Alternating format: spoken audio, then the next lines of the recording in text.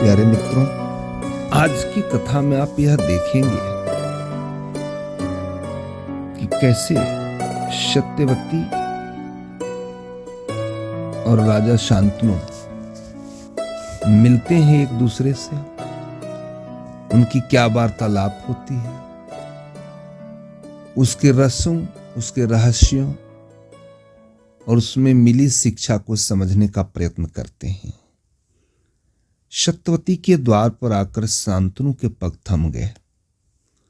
उन्हें लगा कि उनका लौट जाना ही ठीक है, पर तभी विवेक ने फटकारा, नववधू के द्वार से लौट जाने का क्या अर्थ।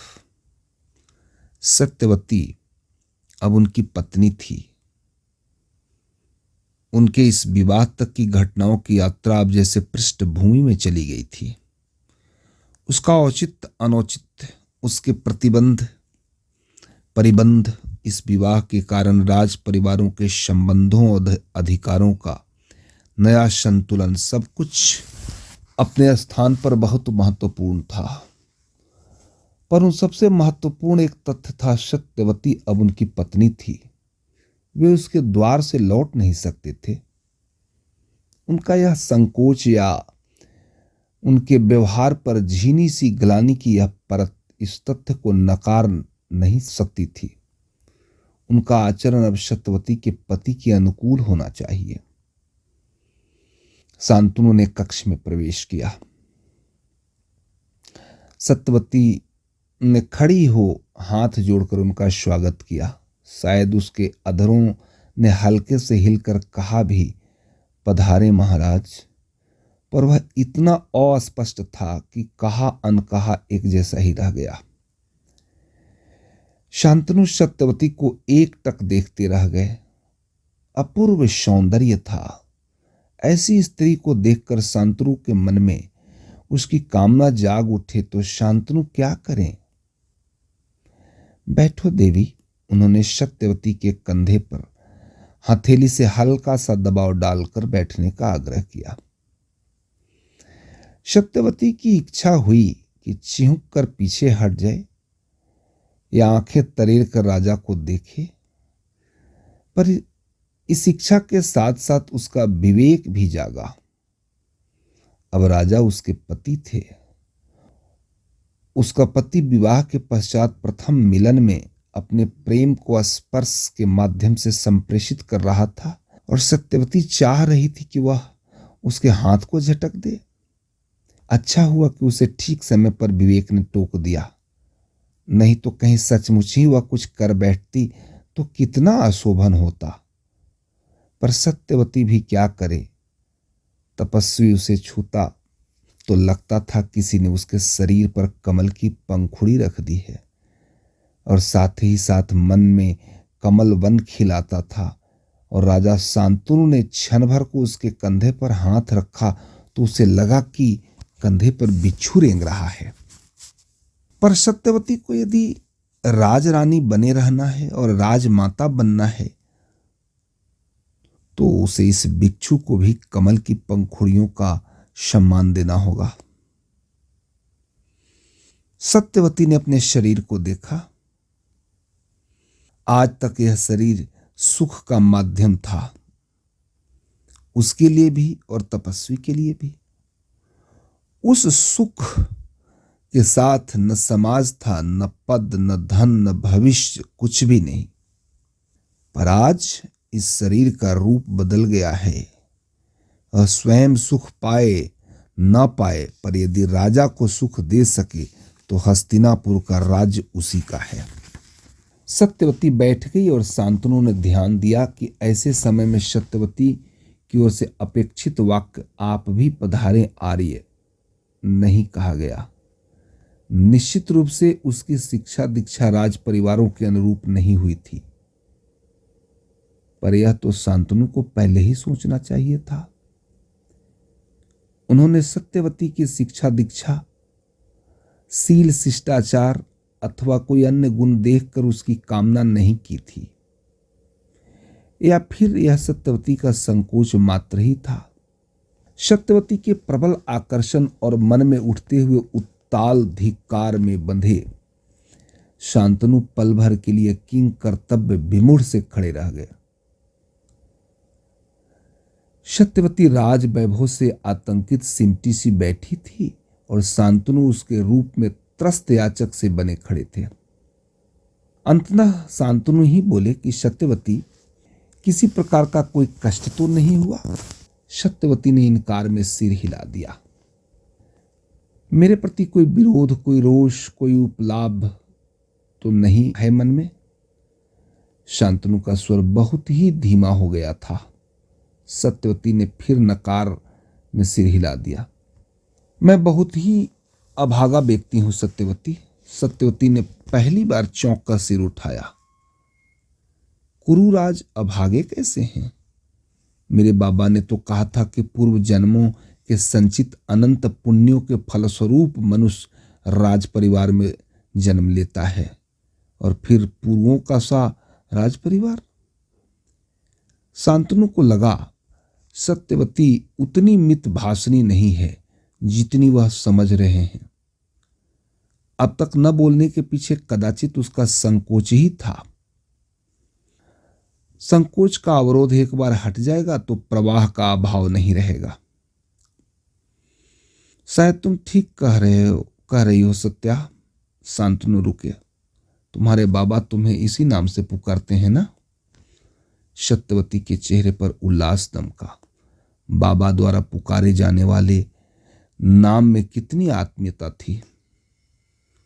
उसके मन में कहीं एक अनाम सी इच्छा उठ रही थी कि वह कहे कि उसका तपस्वी उसे पद्मगंधा कहकर पुकारता था, पर शायद कुरुराज को उसके शरीर में से पद्मगंध नहीं आ रही थी। वैसे भी सैरंध्रियों ने उसे कैसी कैसी तो तरल सुगंधों से नहला दिया था। उसके शरीर की वह नैसर्गिक पद्मगंध और रह ही कहाँ गई होगी? राजप्रसाद में कमल ताल की गंध आ भी कैसे सकती है? तपस्वी कहता था, सत्यवती माता प्रकृति के सौंदर्य का पूंजीभूत स्वरूप है। कुरुराज क्या कहेंगे?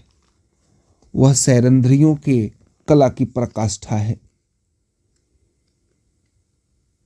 पर फिर मैं भी अभागा हूं।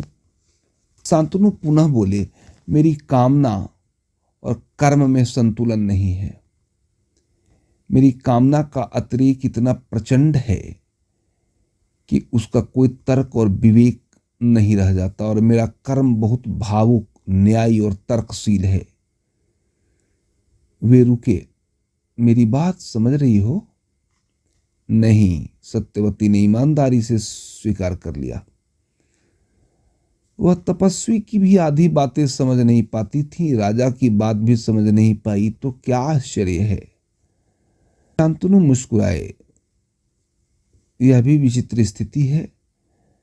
मेरी जीवन संगनी मेरे दुर्भाग्य को नहीं समझ पा रही। मैं सत्यवती अपनी स्थिति स्पष्ट करना चाह रही थी। कोई बात नहीं सत्या। शांतनु पुनः मुस्कुराए। इस प्रकार समझ लो कि जिस स्त्री की मैंने अपनी पहली पत्नी के रूप में आकांक्षा की थी, वह मुझे मिल तो गई, किंतु उससे दाम्पत्य सुख नहीं मिला। अब दूसरी बार जिसकी आकांक्षा की वह भी मिल गई, किंतु उसे शायद मैं दाम्पत्य सुख दे न पाऊं। क्यों? ऐसा क्यों? सत्यवती अकचका गई। शांतनु ने उसे देखा। तुम नहीं समझती। नहीं, हमारे वय का अंतराल। शांतनु धीरे से बोले, यद्यपि कामेक्षा मुझ में अभी कम नहीं है। तुम्हें देखकर मैं विह्वल भी बहुत हो गया था। तुम्हें पाकर मैं प्रसन्न भी बहुत हूं, किंतु मैं यह भूल नहीं सकता कि वय में मैं तुमसे बहुत बड़ा हूं। तुम्हारी युवा अवस्था के लिए मैं प्रायः वृद्ध हूं। मेरा विवेक नहीं मानता है कि मैं तुम्हारे लिए उपयुक्त वर हूं। मेरे लिए तुम उपयुक्त पत्नी हो, यह भी मैं नहीं मानता। यह तो मेरे पुरुष की तुम्हारी स्त्री के प्रति आसक्ति मात्र है। पति और पत्नी स्त्री और पुरुष ही नहीं होते, वे उससे बहुत कुछ अधिक होते हैं। स्त्री पुरुष संबंध अल्पकालीन है, पति पत्नी संबंध दीर्घकालीन है।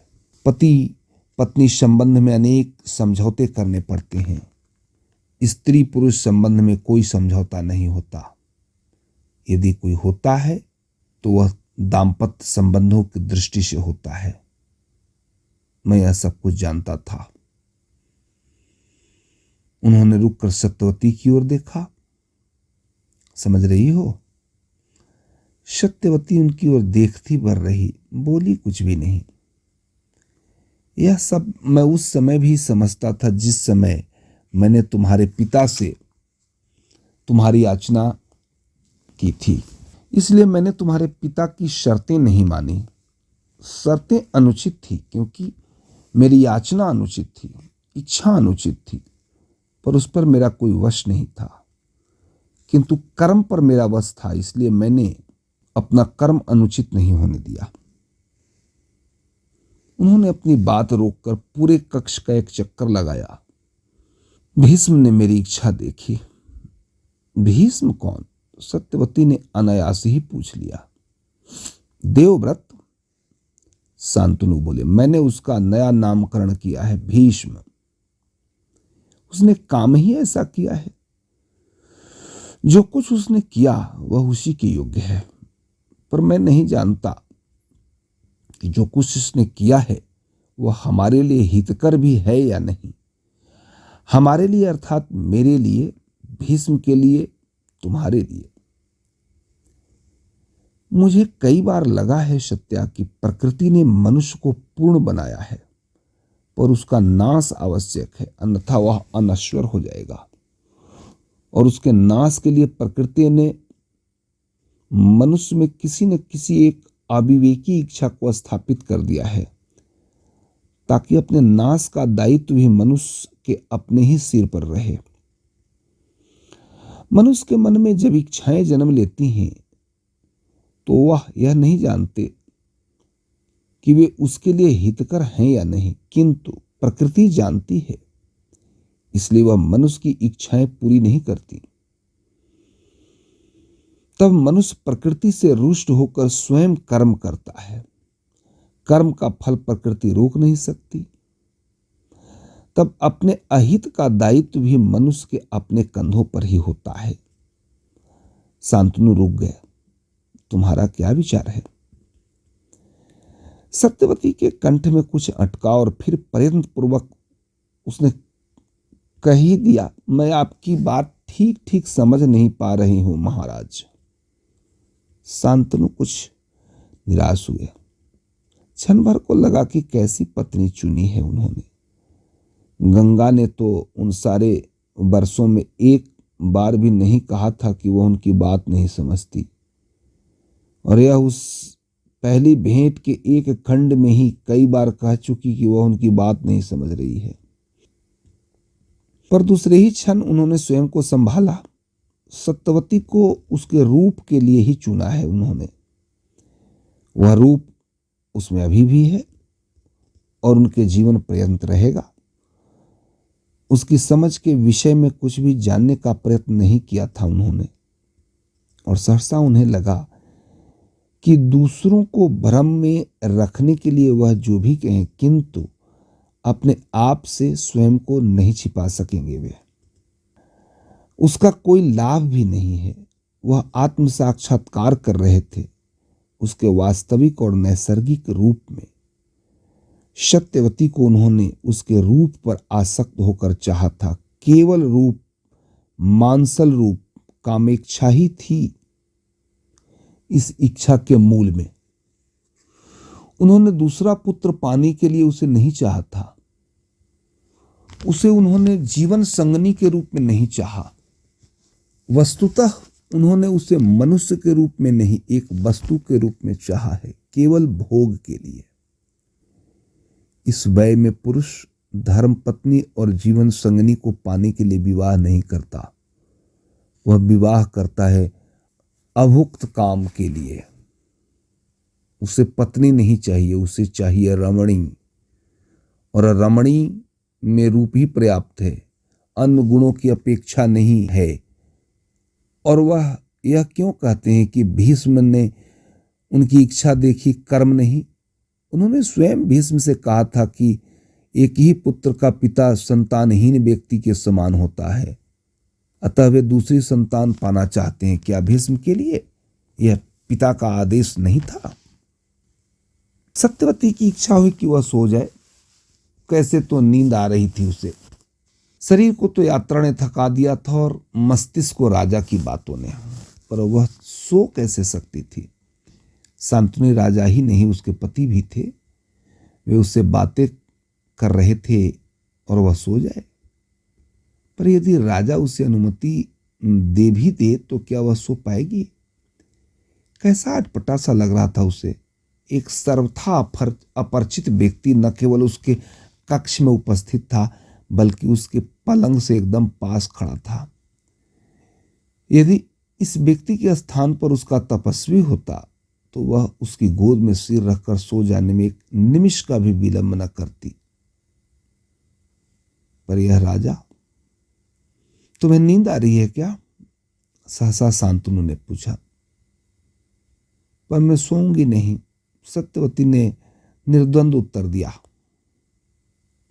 बाबा ने कहा था कि जब तक राजा सो न जाए मुझे सोना नहीं चाहिए। ओह, शांतनु बोले, तुम्हारे बाबा बहुत समझदार व्यक्ति हैं। शांतनु आकर सत्यवती के पास बैठ गए। सत्यवती कुछ और सिमटी, पर अब शांतनु की शिराओं में काम मद लहरा रहा था। सत्यवती की मनोदशा जानने का उनके पास अवकाश नहीं था। उनके लिए यही पर्याप्त था कि सत्यवती उनके पास थी और वह उनके अनुकूल हो या न हो, पर उनके प्रतिकूल नहीं थी। शांतनु ने जब सत्यवती को अपनी बाहों में लिया तो एक क्षण को उन्होंने अनुभव किया कि सत्यवती की त्वचा उनके स्पर्श से समर्पण के लिए शिथिल न होकर विरोध में कुछ संकुचित हुई थी। पर यह भाव उनके आवेग में वैसे ही बह गया जैसे कोई छोटी सी टहनी गंगा की लहरों के साथ बह जाती है। शांतनु सो गए, किंतु सत्यवती को बहुत देर तक नींद नहीं आई। थोड़ी देर पहले तक वह पुरुष उसके लिए अपरिचित था, राजा था, कुरुकुल का सम्राट, उससे बहुत धनी, सत्ता संपन्न, विद्वान और शायद महान। सत्यवती क्या थी उसके सामने? एक निर्धन केवट प्रमुख की पुत्री, न शिक्षित न राज परिवारों के विधि विधान को जानने वाली। पर इस सम्राट के भीतर बैठे पुरुष ने सत्यवती के नारी सौंदर्य के सम्मुख घुटने टेक दिए थे। और अब सत्यवती शांतनु के समान हो गई थी, कहीं अधिक शक्तिशालिनी भी। उसके पास रूप और यौवन था। बाबा कहते थे, पूर्ण चंद्र को देखकर सागर भी विह्वल हो उठता है और उसकी उद्दाम तरंगे चंद्रमा के चरण छूने को लौटती है, बार बार ऊपर उचक उचक कर धरती पर अपना सिर फोड़ती है। वैसे ही सत्यवती पर दृष्टि पड़ते ही शांतनु की धमनियों में कामज्वर उठेगा। राजा सत्यवती के चरणों में सिर पटकेगा और उस समय वह इतना दुर्बल हो जाएगा कि सत्यवती की आंख के संकेत पर पालतू कुत्ते के समान दौड़ता फिरेगा। सत्यवती ने अपना शक्ति का प्रभाव देख लिया है। उसे अब यह मालूम होना चाहिए कि किस किस कार्य में उसका हित है। कार्य तो वह करवा ही लेगी। क्या कह रहे थे राजा कि जो इच्छा हमारे हित में नहीं होती प्रकृति उसे पूरा नहीं करती? क्या तपस्वी का सत्यवती को न मिलना उसके हित में है? उस प्रिय दर्शन पुरुष का सत्यवती को न मिलना सत्यवती के हित में कैसे हो सकता है? शायद सारा जीवन सत्यवती के नयनों में, उसकी कल्पना में पराशर की छवि तैरती रहेगी और उसके हृदय को पीड़ा देती रहेगी। अब तो पराशर ही नहीं, नन्हा कृष्ण द्वैपायन भी तो है। अपने प्रियजनों का किसी से जीवन पर्यंत छीन जाना उसके लिए कैसे हितकर हो सकता है। राजा जाने क्या क्या सोचते और कहते हैं, पर सत्यवती का चिंतन एक ही स्थान पर स्थिर नहीं रह सका। उसके अपने ही मन में एक विरोधी स्वर उठा। वह यह क्यों मानती है कि उसकी इच्छा होने पर भी प्रकृति ने उसे पराशर से नहीं मिलाया। बाबा से बात कर उसकी अपनी इच्छा ही तो शिथिल हो गई थी। उसने बाबा की इच्छा के साथ अपनी इच्छा का तादम्य कर लिया था। बाबा मानते थे कि धन के अभाव में तपस्वी के साथ उसका जीवन सुखद नहीं रहेगा। संभव है कि ऐसा ही होता। यदि सत्यवती और पराशर का विवाह हो जाता और कालांतर में धन के अभाव में उसे कोई असुविधा होती तो उसका सारा रोष अपने तपस्वी पर ही बरसता। पर यदि उसमें झगड़ा होता, दोनों का साथ रहना यातना पूर्ण हो जाता, तो क्या उसके स्थान पर प्रकृति ने ठीक निर्णय नहीं किया। उसका प्रिय उसे नहीं मिला, किंतु उसका प्रिय अप्रिय तो कभी नहीं होगा। तो क्या शांतनु की रानी बनना ही उसके लिए हितकर था। एक समवयस्क, समबुद्धि और सजातीय वर उसके हित में नहीं था, शायद नहीं। बाबा के ही समान सत्यवती के मन में भी कहीं गहरे वैभव और सत्ता की भूख थी। प्रकृति ने उसे वही दे दिया जो सत्यवती ने चाहा था। कुछ पाने के लिए उसका मूल्य भी चुकाना ही पड़ता है। सत्यवती ने सुख सुविधाओं के लिए अपने प्यार का मोल चुकाया था। प्रकृति ने उसकी इच्छा पूरी की है या उसका हित साधा है, या उसकी इच्छा और हित साधना मिलकर एक हो गए हैं। और देवव्रत भीष्म, क्या इस प्रौढ़पति के पुत्र के रूप में भीष्म को पाना भी उनके हित में था। बाबा ने कहा था, भीष्म से सावधान रहना, वही तुम्हारा सबसे बड़ा शत्रु हो सकता है। उसकी इच्छा पूरी हुई या प्रकृति की, सत्यवती कुछ भी समझ नहीं पा रही थी। प्यारे मित्रों, इसी के साथ मैं इस कथा को आज यहां विराम देता हूं और आगे की कथा में हम लोग देखेंगे कि कैसे कैसे मन स्थितियां बदलती हैं और कैसे कैसे विचार